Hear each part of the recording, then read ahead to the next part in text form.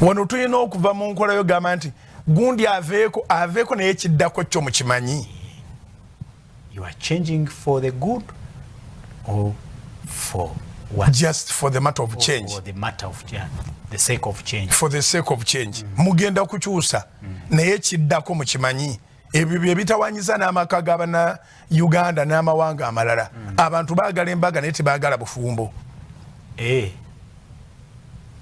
Nkigaziyeemu. Abantu baagala embaga naye tebaagala bufumbo. Era omuntu kaasamba kadaali ne yeeyongerayo awo. Ebiddako abo abatabimanyi.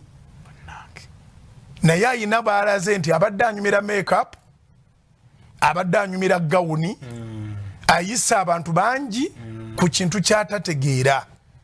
Obufumbo si pate, si gawuni, si kinyumo.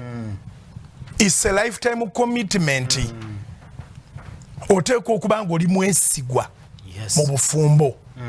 Obwesigwa kintu kikulu.